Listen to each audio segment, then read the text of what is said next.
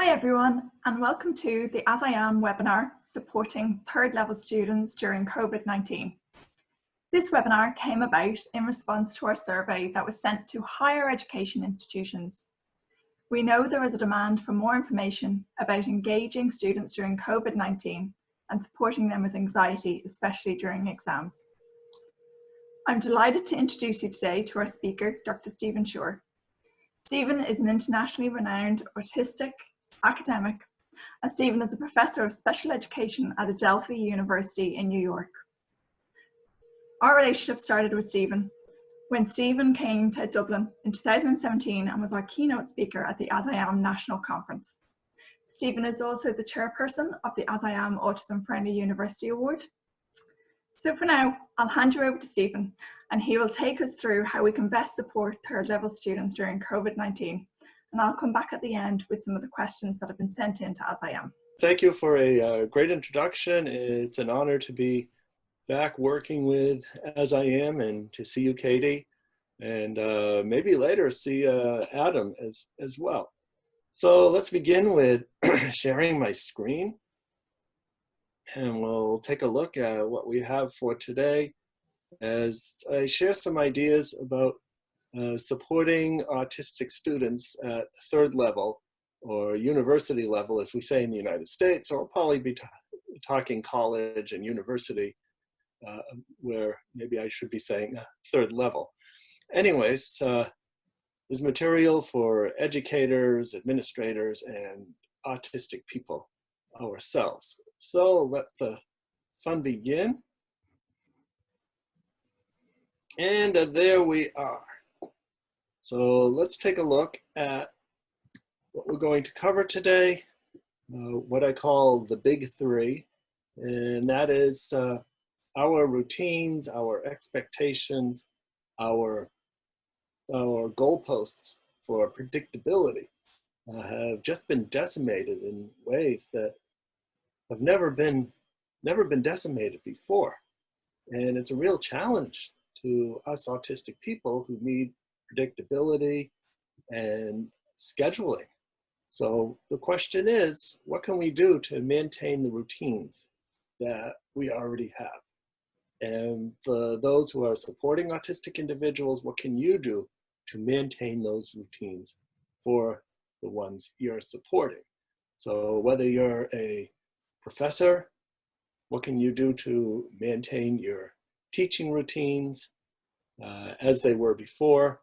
And similarly, adjust as needed, because there are changes, there are inevitable changes. So for example, I had planned to teach a blended course this summer, where some of the time students would be working asynchronously, and the other times we'd be in class, face-to-face in a traditional teaching format. However, now everybody's off campus. It's 100% online. The asynchronous work will remain the same as students expect, and the times that we're supposed to be together in class face-to-face, those are being converted to Zoom sessions, just as we're doing right now. So I'm keeping the routine of expectations as when we're going to meet, but then it's going to be adjusted to an online synchronous format rather than face-to-face. Clear communication. So communicating those changes and the routines that you're going to keep in the best way the autistic person communicates. So at the level three, we're talking about mostly verbal communication as we're talking now. However, pictures really help. So where possible, if you can include graphics and pictures that represent what you're going to teach and what changes you're going to make, that will be fine. And for us autistic people, of course, communicating in the best way that we can to our professors. And then the self-care. If we're going to be supporting autistic and other students during these challenging times, we need to take care of ourselves. in the bad old days when we used to fly on airplanes before COVID-19, the flight attendants would always tell us in their safety briefing that we needed to put on our oxygen masks first before helping somebody else. So it may be somewhat instinctual for a parent, for example, to put the oxygen mask on their child before helping themselves. But in such situations, if you don't help yourself first, you pass out or become foggy due to lack of oxygen, and then you're unable to help your child. So like in those cases, we need to take care of ourselves so that we're available to support our students. And likewise, us autistic people, we need to take care of ourselves as well. And we'll get into that in more detail. What's it like? What is remote education like as an autistic person? So we'll take a little bit of a look at that. Some 10 tips that I have for coping and thriving during COVID-19. It's not necessarily all doom and gloom. And there are certain aspects about COVID-19 that actually can fit into our autistic characteristics pretty well. What are some teaching strategies that us professors can take to best support students both on and off the autism spectrum? And then finally, I'll have some helpful resources that you can look into for further detail. So beginning with the big three. As I mentioned, maintaining routines and adjusting when needed, clear communication, and self-care. Let's take a look at an example of self-care. Taking a break. Sometimes we just need to take a break. And even a short break can be very helpful. So here's something that takes maybe a minute or two. And all you need is to just breathe. Just hit pause. Breathe in. And as you breathe in, think about your inhaling calm energy. And then as you breathe out, you exhale stress.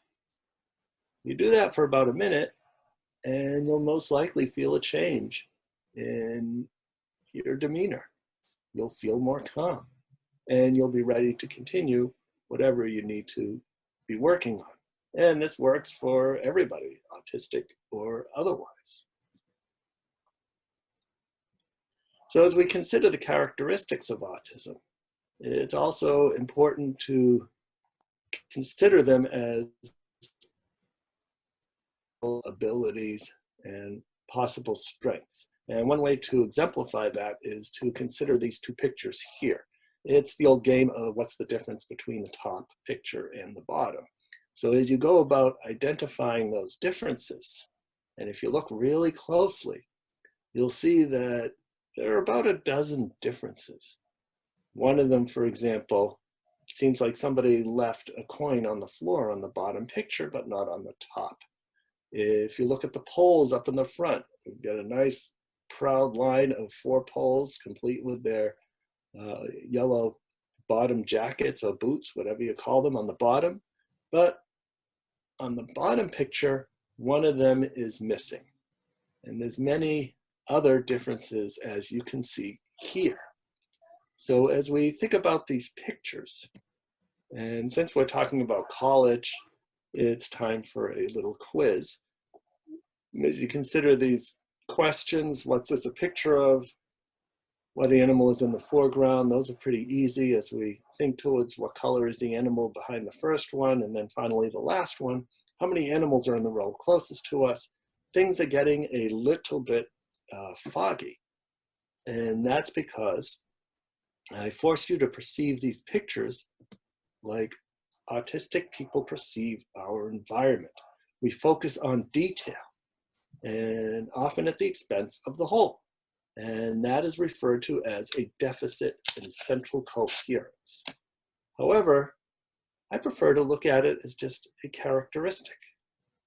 And as we think about the benefits of being detail-oriented, such as working in IT, being an investigator, being an artist, many other things require us to be detail-oriented. And it may be possible to say that if we put a typical person in such a situation, that they have a deficit in detail-oriented thinking. So what I'm challenging professors and us autistic people as well is to reconsider and reframe how we think about our autistic characteristics and to look at them from a strength-based point of view. What can we do to work with these characteristics? What can we do to, after becoming aware of them, to accept them and then appreciate these characteristics for what they are, and in that way improve the educational experience. So, a little bit about me. What brings me here to talk to you about autism? Taking it from the beginning, things were pretty typical at first. At 24 hours of age, my wife says I looked like an egg.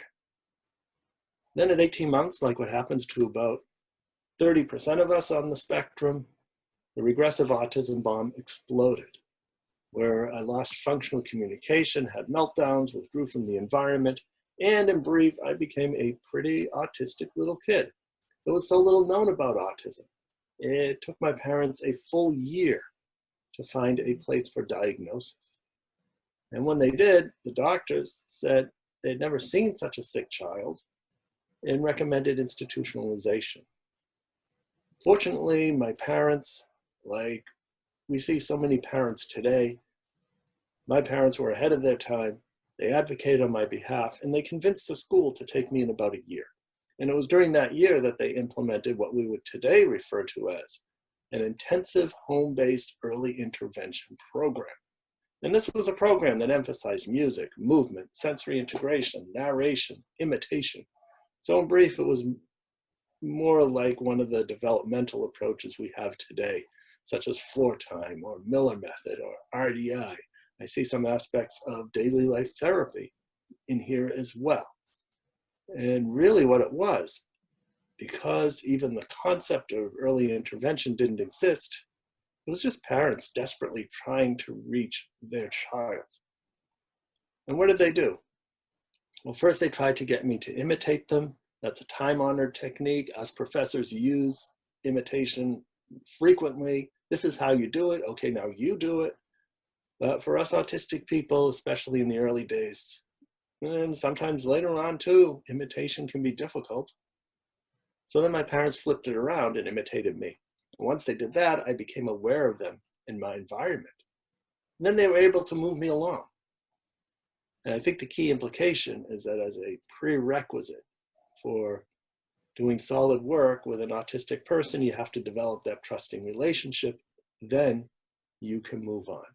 And I think that works for everybody else as well.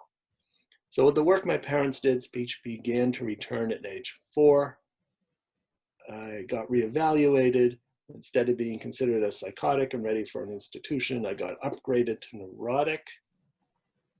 And things were looking better in the world.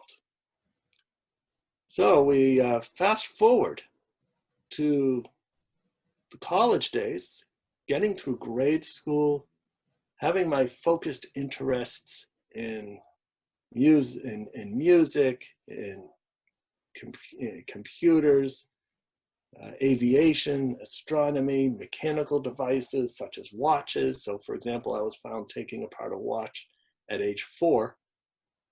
And my parents, noticing this, instead of looking at the closed door of disability, disorder, and deficit, they looked at the open door of ability and soon provided all kinds of other devices to take apart and to put back together again. So I was able to take apart a watch with a sharp knife, pop open the back, extract the motor, remove some of the gears, play with them, spin them around, put it all back together again. The watch still worked and there weren't any pieces left over. So incredible fine motor control to take apart a watch, but my question is, where does that fine motor control go when it comes to penmanship? I was just a total penmanship disaster area in grade school, as so many of us are on the autism spectrum. So through elementary school, that was a challenge, spending most of my time reading books on my favorite subjects. And on to middle school, where things got a little better because I realized that using words instead of sound effects from the environment really helped with social interaction. I was also able to engage in my focused interest of music, joining the band. Now I had a structured activity in which to mediate my interactions with others. Then I got it into my autistic head that I needed to learn how to play all the instruments. And while I didn't learn them all, I did get it up to about 15. And then upon hearing that one of the requirements for a degree in music education was that you had to learn all the instruments, that just seemed to be the way to go. So fast forwarding to college was a utopia, no more bullies, more friends. If I wanted to ride my bicycle at midnight, I could find someone just as strange as I was to also ride at midnight. Dating occurs in college. That was a big mystery. Then, it's still a mystery now, but fortunately it was in college. Like with so many people, I met my wife through our common interest in music. And if you want to find out more about what life is like on her side of the autism spectrum, you can read her contributions to my autobiography, Beyond the Wall. So now I spend most of my time as an adult, actually all my time home now, but when it's not during a pandemic, I spend my time in a sheltered workshop for people with Asperger's syndrome, where we spend months and years and lifetimes perseverating on all kinds of minute topics that nobody else really wants to hear. But we talk about them anyways, and we force people to listen. Sometimes social interaction between community members could be improved. Some people refer to this place as a university. If you want to find undiagnosed people on the spectrum, just check out your professors. So speaking of university, what is university like? This overwhelming picture can sometimes give a sense of what it's like, all puns intended, sense. It can be a lot of sensory violations and distractions in the classroom. And as we now transition to online learning, we have to make sure that those distractions don't end up at home. And it's important to keep organized, whether you're a professor teaching through Zoom or some other online media, or whether you're a student and learning through your computer, synchronously or asynchronously. It's important that your workspace be organized and that there aren't distractions, kind of like what you see here. So what can it be like? It can be very much like this. The creature. The million golden jellyfish spend their days softly, pulsating in a small saltwater lake in eastern Palau, their city too soft to harm snorkelers. About 12,000 years ago, water from the Pacific Ocean flowed into the lake basin, bringing jellyfish with it, but not predators. As a result, the golden jellyfish multiplied without restraint. The jellyfish do have one nemesis, animals that lurk in the shadows of the water, ready to eat them. The jellyfish's consistently daily migration pattern helps keep them safe and well fed. They spend 14 hours hopping around the campus to keep them before chasing the sun on the east of the How many years ago did water from the Pacific Ocean flow into the lake basin? I remember hearing 12 something. 12. How many golden jellyfish spend their days softly pulsating into a small saltwater lake?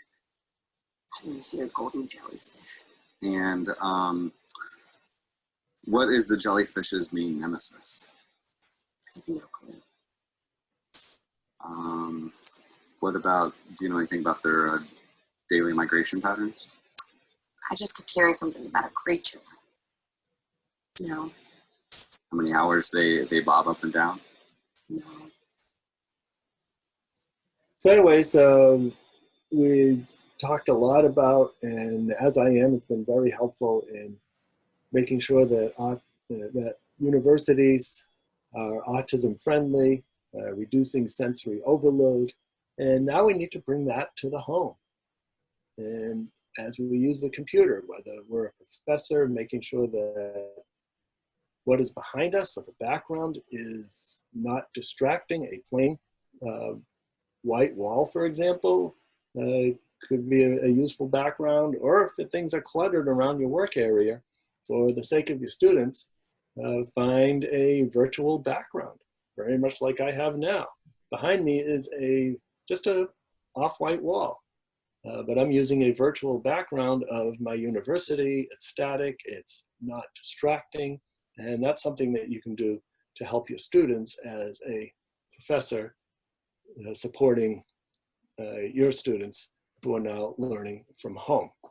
So getting back to the big three, after those examples of sensory overload, let's take a look at another self-care strategy, taking a short yoga break where you breathe in and you clench your fist, and as you breathe out, a long breath out, you release and open your hands. You do that a few times, and if you want to extend it, you can breathe in. When you breathe in, you push your palms together and you pull your palms apart as you breathe out. And these are some strategies that can be used to calm yourself down, whether you're a professor, getting ready to teach, or being overwhelmed by the change in your duties or how you accomplish what you need to do for your students. And for us autistic people, similarly, we can use the same calming techniques. So as we think about teaching strategies for supporting autistic students, it brings to mind the idea of SWAT. And I don't mean special weapons and tactics either. Talking about special ways and techniques to support individuals on the autism spectrum and people with just different learning styles in general to be successful at the college level, grade level 3. So that brings to mind the idea of educational domains of modification. And this is an area that can be challenging for us professors, because us professors have ultimate rule over our curriculum and how we teach it. And one thing that we need to be careful to avoid doing is that, unlike in grade school, where we can modify the amount of work that we expect from a student, the requirements of our courses cannot be changed. But there are still some aspects that we can modify and develop accommodations for to help students be successful. And what I find is that professors tend to get lost and overwhelmed by the sheer possibilities of curriculum modification. There's thousands, maybe tens of thousands of possibilities. So it's overwhelming. And what I find is that it can be helpful to parse those accommodations into these 9 categories, as you see here. And the idea is that every modification that we make to assure that a student has an equal chance of success in our classroom, and the key word is equal chance of success. So these accommodations are not handouts, but you might say they're hand-ups. And in that way, giving students an equal chance for success, but not guaranteeing success. So let's take a look at just some of these. And also with that, the idea that we need to be clear in our communication. So sometimes students are challenged in understanding questions. So here's one, it's math. And here I have this nice addition table. And I ask you to do these problems. And instead of doing these problems, I'm going to be a little bit creative and say, let's just proof these problems to make sure that they're correct. And as we look at the first 2, they're looking pretty good. If we're looking at number 3, last time I checked, 3 plus 5 was 8. So I'm not sure what the 2 is doing down there. That must be a mistake. Oh, well, let's keep going. Maybe the student will do better with 4 and 5, and it just seems to be getting worse. And the student is probably wondering, well, what the heck is going on? Well, what I left out was a very simple but vital piece of instruction, and that is math. This is math in base 6. So being in base 6, that means that we get all the way up to 5 and we never make it to 10. Just like most of the time we use base 10, where we never get up to a separate symbol that is 10. We just use a 1 and a 0, which are recycled symbols from lower numbers. So in that way, being very clear and concise with our communications as a professor is very helpful to all students, autistic or otherwise. Processing speed. It's the class before the final exam, and the repartee between me and the class. I'm reviewing questions and getting responses from my students. It's moving at a fast clip. We're just tossing questions and answers back and forth, but then there's Roberta. She does well on assignments, but she's got this curious habit of answering questions that I asked a few minutes ago in a loud voice, which is very disruptive. It often causes the class to giggle. They lose focus. This is the end. It's finals, so at least this will be the last time Roberta disrupts my class, and I sigh with relief. What's happening with Roberta? Is she doing this on purpose? Is she being a class clown? What might be causing Roberta to answer questions long after they've been asked? Is there an accommodation that can be developed for students like Roberta? So what may be happening with Roberta is that she has a slower processing speed, and that happens frequently. It's a common characteristic of autistic students, or I should say autistic people. So what could I do in my class? And now I'm at the college level, at least in the United States, there is no individual education plan for students at the college level. At the college level, it is the student who has to advocate for themselves and go to the Student Disabilities Office, the Office of Student Support, whatever the name of the office might be, and advocate for their own accommodations. However, it's likely in this case that Roberta is not even aware that she has a slower processing speed. And certainly as a professor, I can't take Roberta aside and say, you know, you're looking very autistic today in class. However, don't worry, I've got dozens of accommodations. Let's see what we can sort out in order for you to be successful. I think in the United States, that might even be illegal. Anyways, so maybe what I could do for Roberta in recognition of a possible slower processing speed is that I might say something like, while Roberta is working on question number 5, Adam, what is the answer to question number 1? Oh, thank you, Adam. Katie, what is the answer to question number 2? All right, thank you. And by the time I get to Roberta, she's sorted out her question and she's able to answer it and be successful. Or maybe I would give the question to Roberta ahead of time. And in that way, I reduce Roberta's anxiety as well. And she can focus more on being successful in class rather than worrying about asking or answering a question that she might not have enough time to answer. Time-honored strategies such that can be ported over to the online face-to-face discussion. Can be, I'd like everybody to think about the answer to this question.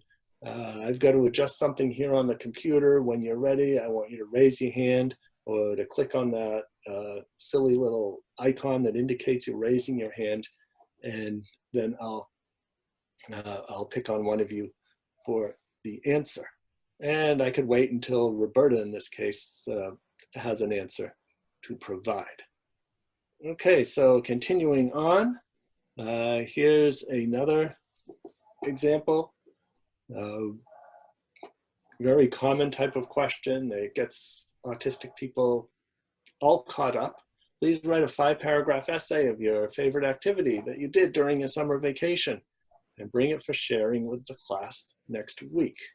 Maybe at the beginning of the fall semester, it will be a question about what you did at home during the COVID-19 pandemic, your favorite activity. And what I so often find happens is that the autistic person will think, well, I did 57 activities during the summer. I really like doing 21 of them. I can't choose which one I want to write about. And then they get stuck and nothing happens. So perhaps changing, slightly changing the assignment, because in this case, I'm not really interested on the student's ability to choose just one out of many, but really how they express themselves. And so how might they describe one of their favorite activities done during the summer? So then the pressure of choice is off. And maybe, do they have to write a 5-paragraph essay?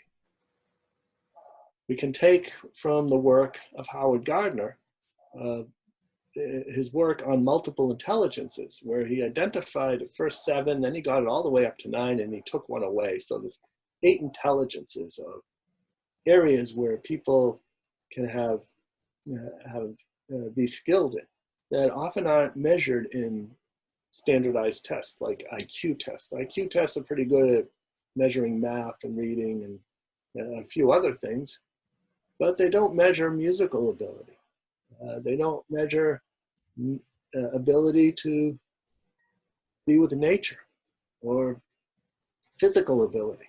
And there can be many ways in which to describe something and to present something beyond just writing it down in a 5-paragraph essay.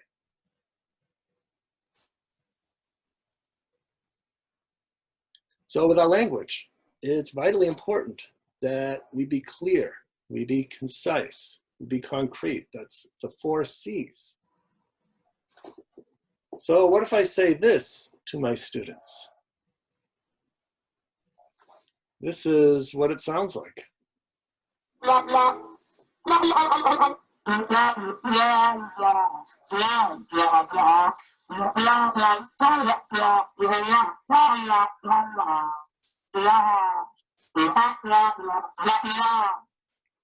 That's not going to get us very far. So whether we're teaching online, whether it's face-to-face, whether it's a synchronous Zoom session, whether it's something that we put into an assignment done asynchronously, being economical with our words as much as possible will be helpful to everybody, will be helpful to the autistic student. Sometimes I've seen autistic students question why things are the way they're done. Well, other students do too. Why do I have to do this homework? It's stupid. And if it's coming from an autistic student, the probability is high that it may be a stupid assignment. But be that as it may, which is a very common academic way to say, well, this is a problem, but I'm going to ignore it anyways. It's important to think things through. What happens if you don't do your homework? You may have to help the autistic person with that. Think it through. If you don't do your homework, even though you know how to do it and it's a waste of your time, what are the implications for your grade later on, and what are the implications of getting a poor grade at a later at the end of the class?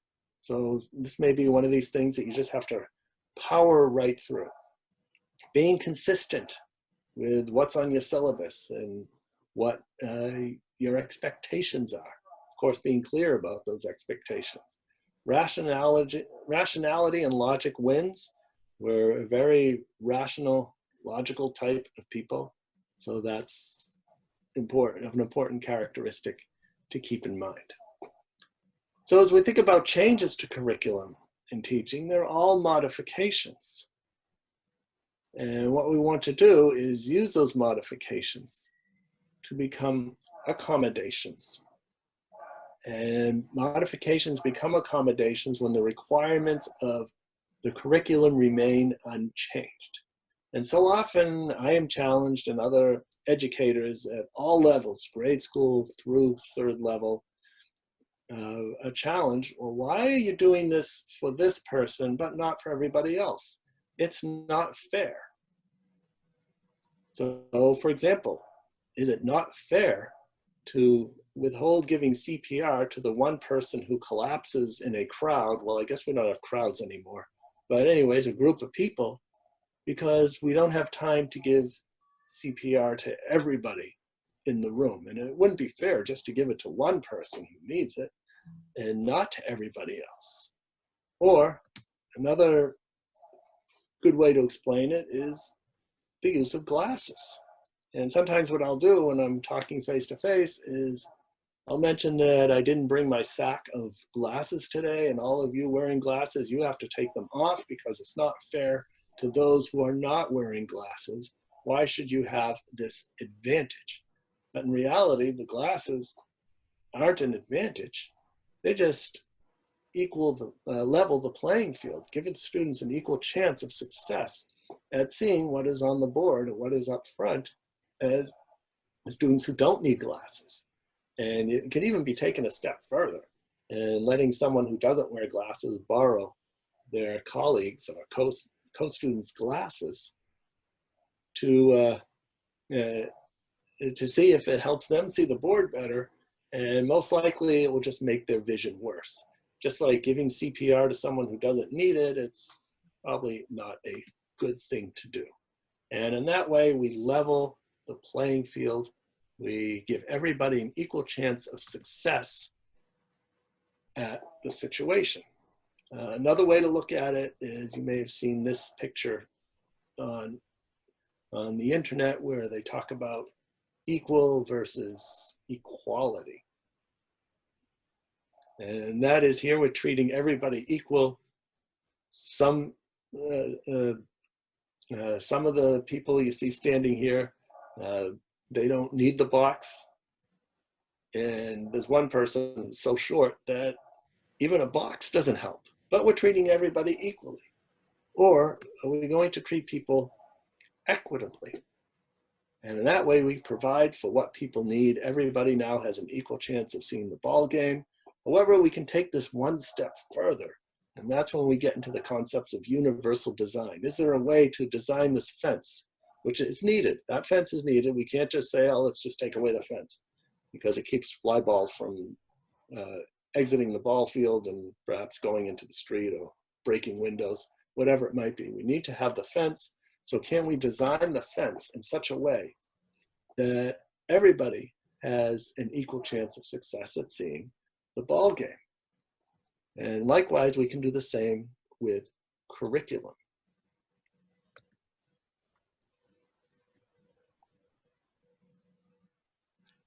So how do many of us think when we're in the classroom? I remember at age 10, going back to age 10, I was so concerned about the letter E, because I heard you have to drop E before adding ing, and wasn't that E going to get hurt when it fell to the ground? I had a friend who said he felt like a pizza. He didn't look like one, he didn't smell like one, so there were some issues there. I remember a class being interrupted by an announcement the principal had lost his mother, which made me think of what my parents would say when I would lose something. They would always tell me it's in the last place you left it, which I thought was a silly response, because if I knew where I left it, I wouldn't be asking them. But anyways, I thought if that was good enough for my parents to tell me probably thousands of times, maybe I could be really helpful to the principal by suggesting to him, if he thought really hard as to where he last saw his mother. Well, it didn't go well at all, because you lost your mother, that means she passed away, which is yet another idiom, and you got to go one step further to realize, well, she died. Anyways, if it looks like we're being rude, talking back, being disrespectful, maybe that we're just interpreting the environment literally. And that's because we have difficulty perceiving the nonverbal cues that make up to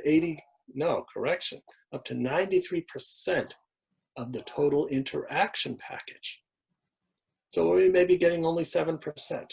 And that's where doing things online and working asynchronously can be helpful for autistic people.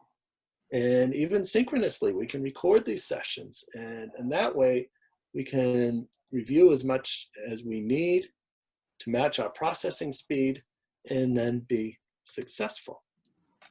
You tell one of us, ask one of us to hold the doors, and maybe this is what we're thinking. How many of you educators have told the student you'll get back to their question in a minute? And then how many of us autistic people are counting the seconds to make sure that that person gets back to us in a minute, and what happens when they don't? So these are challenges that we face. Similarly, the way we process language, pragmatics, or meaning between words. I, as a professor, ask, do you want to do that? What does that mean as we focus on the word in red? It really means, is that something you will do, or will I do it? Well, what if we emphasize the word that? So as you can see, this simple 6-word question can have 3 very different meanings that most people just catch on their own. For autistic people, it may require some study, and even then, we may have difficulty perceiving these meanings. And that's something we need to consider as a possible source for misunderstandings. Okay, onward to the big 3. Another self-care strategy. Breathing. Sometimes just being mindful and taking breaths, sitting back and observing. Watch but not analyze or try to stop the thoughts that run through your mind. You do that for 5 minutes or so, and you'll notice difference in how you feel. So these are just a few of the many teaching strategies, special ways and techniques that come to mind when I think about educating students at the college level who are on the autism spectrum. And as we think further about these special ways and techniques, are they really special things that we only do for our autistic students, or are they just extensions of good teaching practice? And I tend to think the latter, is that if we're able to accommodate for and educate autistic students, it makes us better educators in general. And I find that even in the business world. I've had many supervisors tell me that when they've accepted and hired autistic people as their employees, that they've really had to rethink their communication and strategies and how they manage, and it's made them better managers. And for us educators, I think it's a similar type of thing. So now for us autistic people, what are some 10 ways that we can cope when our normal coping routines are disrupted, in this case by the COVID-19 pandemic? So as we look to a video that was posted last week by Dina Gasner, an autistic graduate student, doctoral student at Adelphi University, a good friend and colleague of mine, she talks about self-care for autistic people. So you may want to check out this video, and that's where I get a lot of these ideas from. And looking at 10 ways in order that us autistic people can cope and thrive, and perhaps generalize this to professors and just about everybody else. So the first one is, what can we do to remain connected? Connected with family, friends, people who support us, others who are important to you. And so we need to be more mindful of how we do this. And for me, what that means is making sure I call my colleagues just about every single day. Likewise with my family, with my friends. And this can be done over the phone. It can be done through Zoom. It can be done through social media, judicious use of social media, and the many, many ways that we have to communicate. For some of us, real-time, interactive, synchronous communication works well, and seeing the other person. For others, that may be distracting. And communicating through email or instant messenger, WhatsApp may be more helpful. One thing us autistic people have to be careful with is fusing with or absorbing angst from others. This is an anxiety-producing time. And sometimes, or often for us autistic people, we tend to fuse to these anxieties. And we may be getting them from friends who are experiencing the pandemic in a very intense way, maybe from watching the news. It might be reading what people are posting on Facebook, whatever it is. If you're feeling especially anxious, you need to check in and see, where is this anxiety coming from? Maybe it's not exactly from you, but it's coming from someone else, but you're absorbing it. And you need to step back and consider what you're reading and who you're interacting with. Developing and differentiate between plan A and plan B. We have a whole bunch of plan A's. We just go through our lives happily, moving along, whether it's getting to work. I used to ride my bicycle to the university, then spend my day in my office, walking to other people's office, teaching my classes, and so on. That was plan A. Then in the middle of March, the university said, "We're closing. Everybody get out of here." And they kicked us all off campus. So my plan B in delivering my teachings is now online. And likewise, giving workshops and webinars very much like this. So if travel was possible, if it was possible to do it safely, maybe I would be giving this live on site in Ireland rather than from my home in Boston.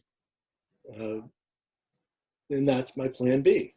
Likewise, other things such as groceries. I was so used to going to the store and getting my groceries. Well, that's not safe anymore. So now groceries get delivered. And later on, I'll talk about strategies for when you do have to leave the home, remaining safe for when you do have to leave the home and to accept items into your home.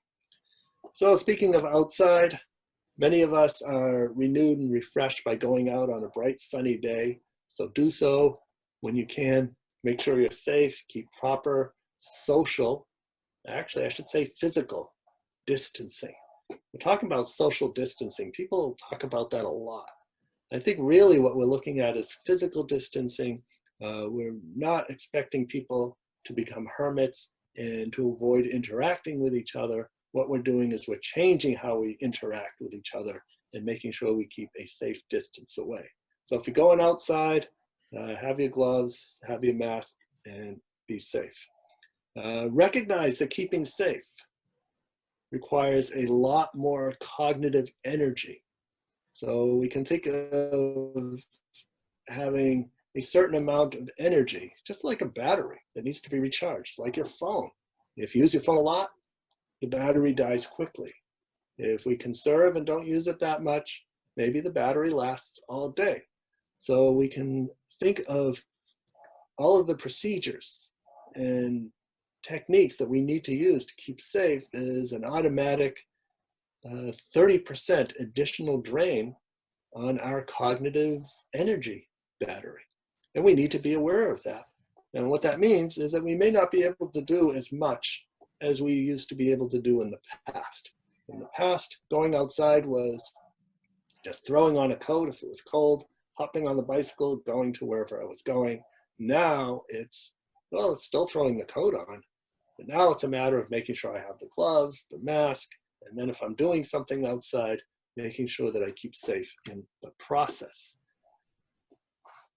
Now, for us autistic people, we may find ourselves thinking that we're regressing, holding a teddy bear, a stuffed animal that we haven't done that since we were kids, drawing, maybe watching a certain TV series, or maybe even the same episode over and over. Likewise with music, rocking, humming, stimming, all these autistic self-stimulatory behaviors. Well, first of all, I think it's important to reframe those behaviors as self-regulatory behaviors. We're probably going to be doing more of that. They're self-soothing behaviors. They're coping actions. So give yourself permission to do that.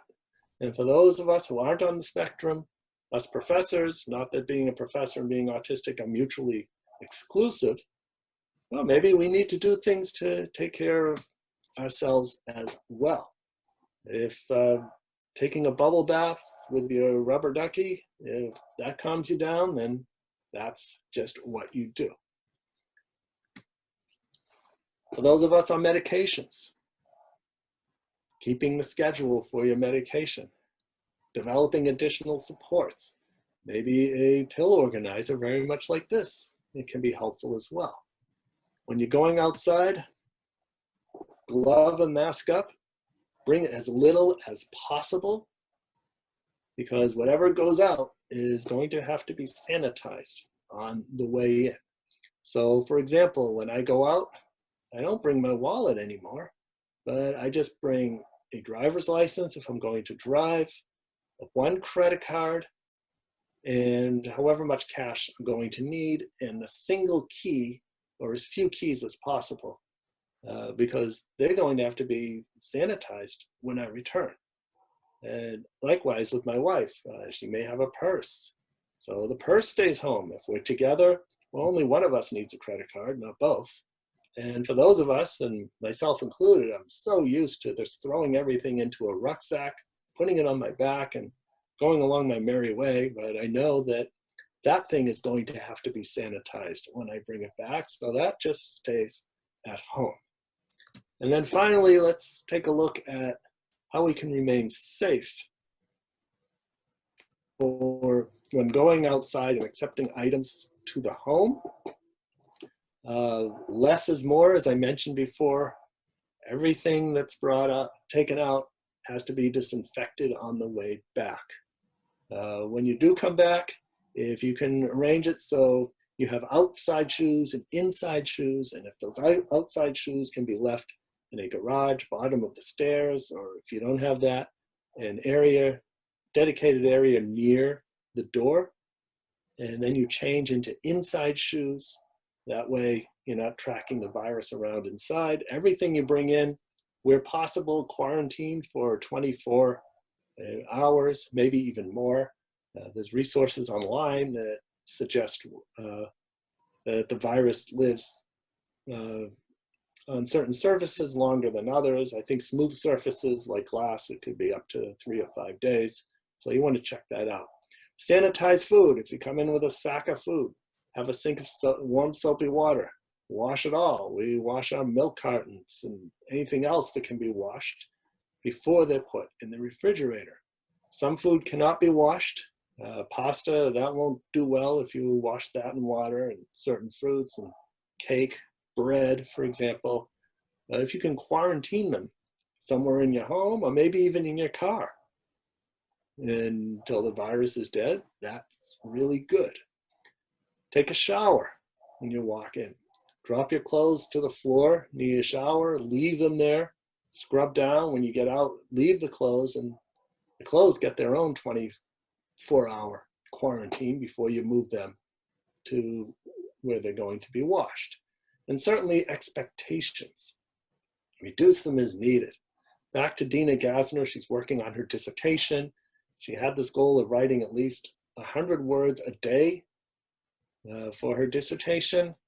Now with all of this extra cognitive energy to remain safe, she's down to 50 or maybe only 25, but if that's all she can do, that's all she can do at this time. So let's take a look at some resources for support as we wrap up today's webinar. The first one is an organization that I'm proud to be a part of, a parent-driven, research-based video autism portal called Learn Autism.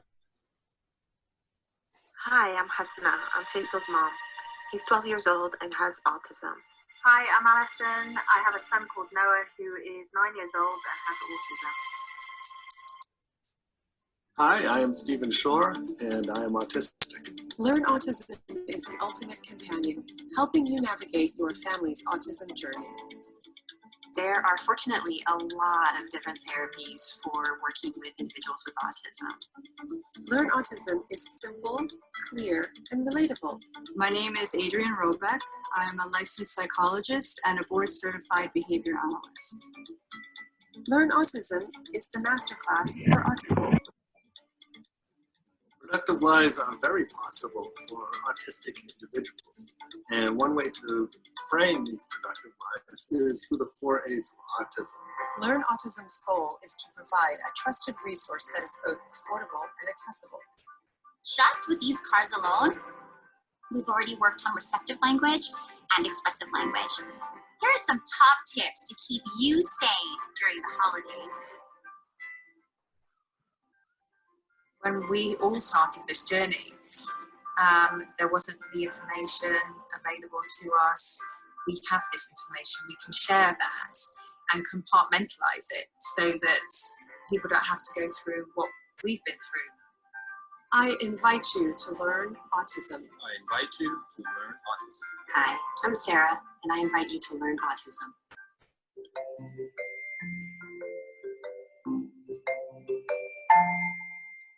So the parents involved in this, who developed this organization, they're also starting to think about how they can support their children when it comes to college age. Now for us professors, there are hundreds of education companies offering free subscriptions due to school closings. Some of them are more suitable for grade school, but there's also plenty that can be adapted to the college level. Survival Kit, written by Jean Holverstadt. She's an autistic person. What are some things that we can do to maintain our mental and physical health?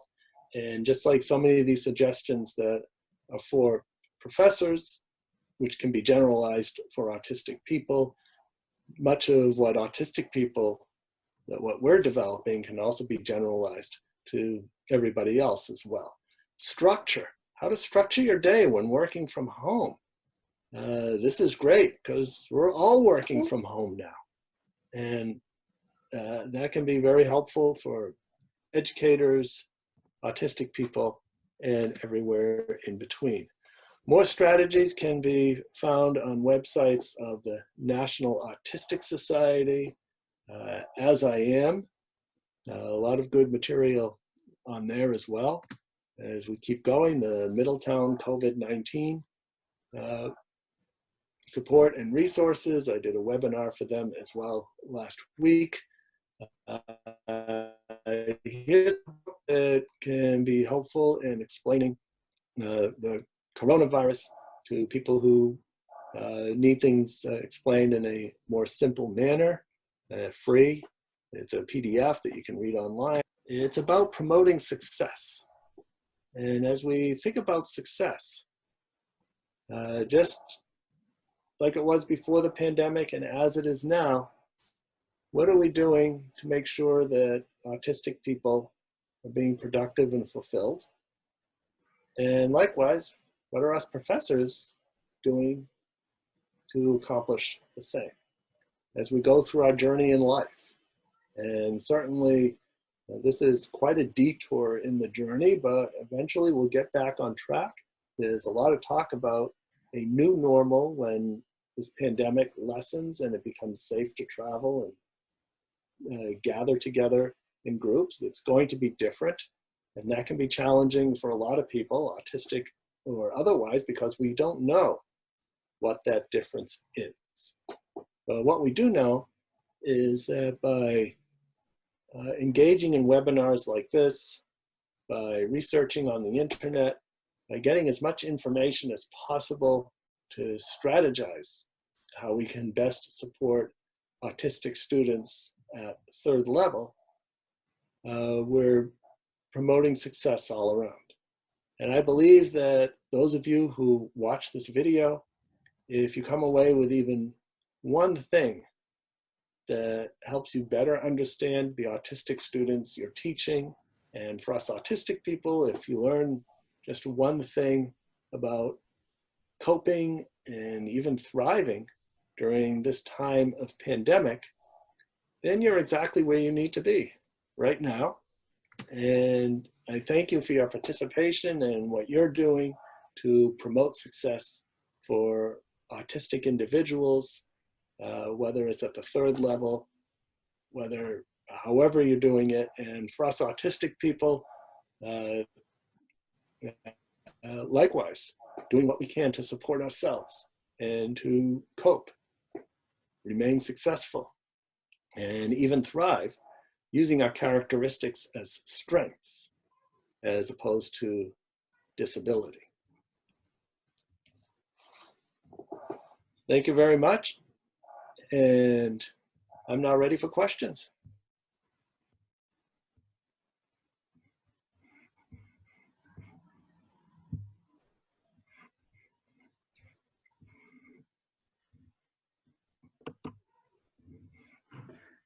Hi, Stephen. That was brilliant. Thank you so much for that.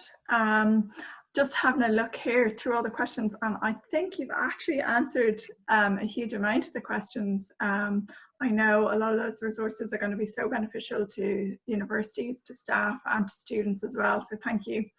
I just have one question here you might be able to give us some advice on. What advice do you have to help universities that can improve social engagement and networking with students and their peers during the COVID-19 time? Well, everything has been moved online. So taking the principles, some of the principles that we discussed today of successfully educating students online, how can that be ported to activities? So there's all kinds of student groups that would meet monthly or weekly and engage in various activities, ranging from fundraising to various social type things, interacting, happy hours, coffee hours, whatever they might be. And that now has to be ported online. So for example, I know many people who engage in what they call a Zoom happy hour. And what that means is that you get in front of your computer screen, you have a glass of scotch or a glass of beer or whatever it might be, or for me, I have a cup of tea, and we interact just as we're interacting now. And that's a plan B. That's transitioning from plan A to having a successful plan B. So taking that forward to various student groups and organizations, if we can do the same, then that will help. Brilliant. Yeah, that's great. Brilliant.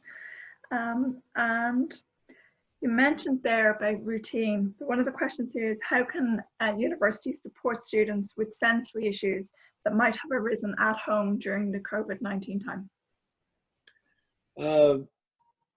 The sensory issues at home can be greatly varied.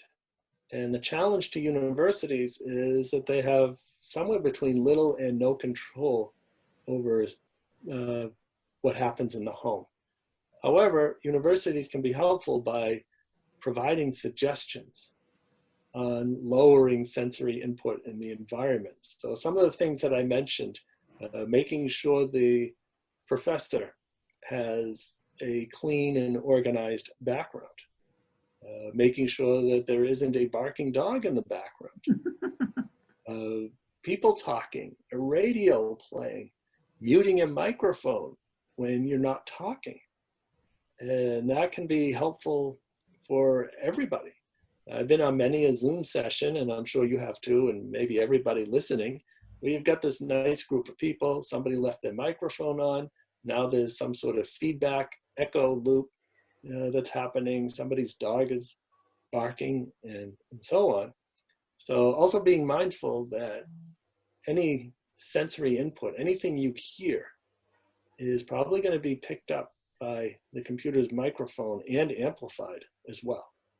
So being mindful of what you're experiencing, your computer is probably experiencing, and then sending it out unfiltered to the entire group. Yeah, that's brilliant. Thank you so much, Stephen. Oh, you're welcome. Really enjoyed that. And hopefully it's the first of many of our webinars that you'll take part in. Oh yes, I look forward to returning and doing some more.